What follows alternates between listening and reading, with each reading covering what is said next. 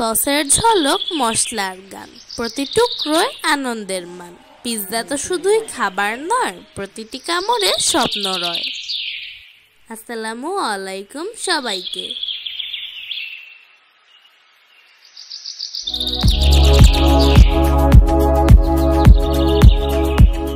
কাছে কিংবা দূরে, দেশে কিংবা বিদেশে, যে যেখান থেকে আমার ভিডিওটি দেখছো, সবাইকে হাঙ্গিমের পক্ষ থেকে শুভকামনা। বন্ধুরা, চলে এসেছি নতুন একটি রেসিপি নিয়ে। তো চলো শুরু করি। তো পিৎজার ডোয়ের জন্য আমি 3 কাপ ময়দার ভিতরে দিয়ে দিলাম ইস্ট, চিনি আর গুঁড়া দুধ দিয়ে সুন্দর করে মিক্সড করে নিলাম। এবার হালকা গরম পানি দিয়ে এটিকে সুন্দর একটি ডো করে নিব। এবার দিয়ে দিচ্ছি একটু তেল।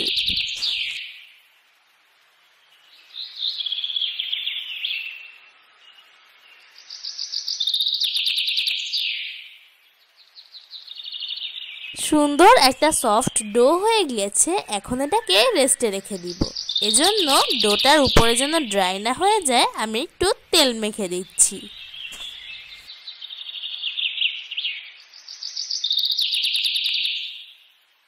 এবার ঢাকনা দিয়ে তোয়ালের সাহায্যে পেঁচিয়ে আমি এটিকে রোদে রেখে দিব।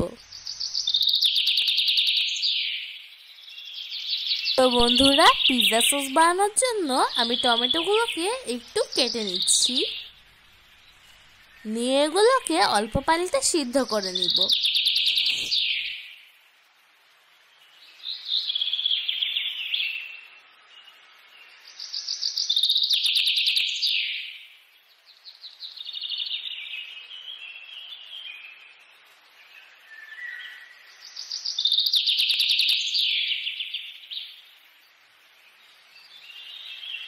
এখন এর ছিলকাগুলোকে ছিলে কয়েকটাকে আমি ব্লেন্ডার করব আর কয়েকটাকে ছুরির সাহায্যে চপ করব।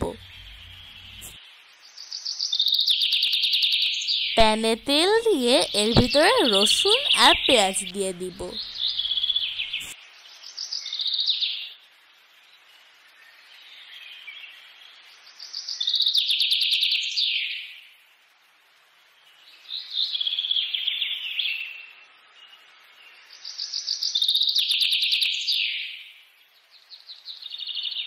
দিয়ে দিলাম লবণ, চিনি, মরিচের গুঁড়া এবং চিলি ফ্লেক্স দিয়ে সুন্দর করে মিক্স করে নিব।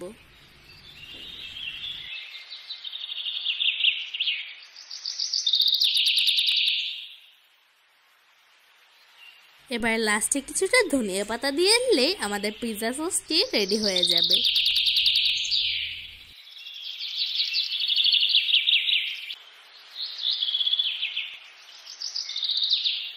এবার পিৎজার চিকেনটিকে ভাজার জন্য আমি প্যানে তেল দিয়ে দিচ্ছি এবং মাংসগুলোকে আমি ভেজে রাখবো। মাংসগুলোকে আগেই আমি মশলা দিয়ে মাখিয়ে রেখেছিলাম।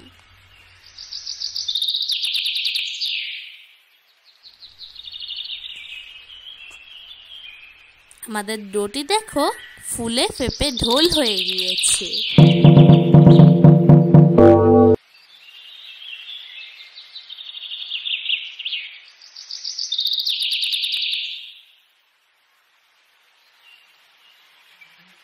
এবার ডোটাকে 2 হাতের সাহায্যে ভালোভাবে মেখে নিব।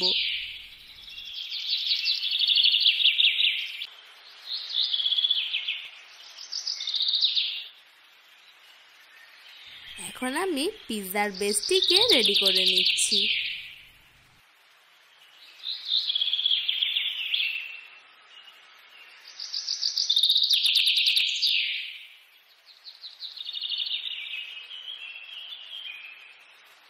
এবার আমি যেই প্লেটে বেক করব সেই প্লেটে তেল দিয়ে এরপর পিৎজার বেসটি দিয়ে দিলাম।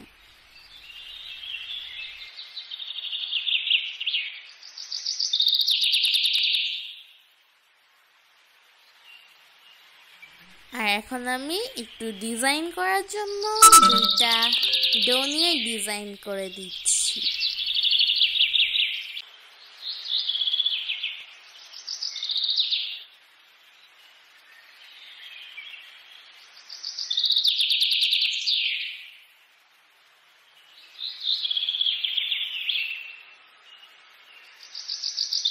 এবার কাঁটা চামচের সাহায্যে এই ডোটিকে ফুটো করে দিব।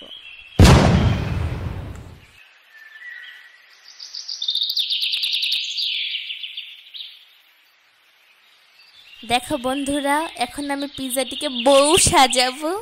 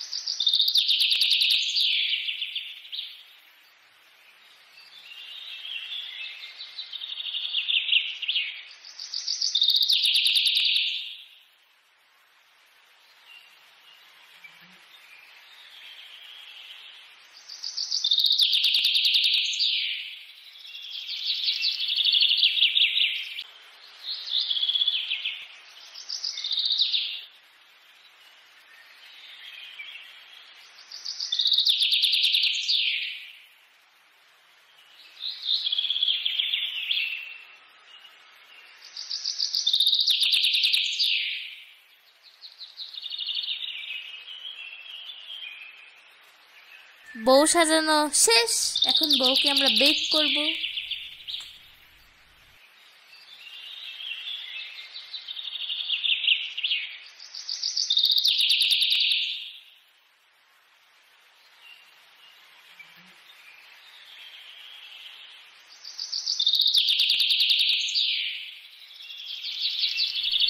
পঁয়ত্রিশ মিনিট পর ফিরে এলাম। দেখো বন্ধুরা, কি সুন্দর বেক হয়েছে আমাদের পিৎজাটি।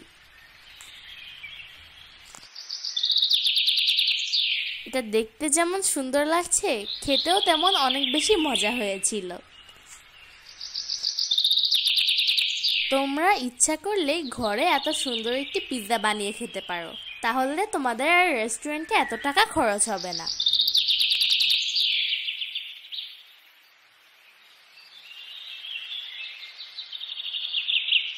তো আজকের মতো আসি, দেখা হবে অন্য কোনো ভিডিওতে। আসসালামু আলাইকুম।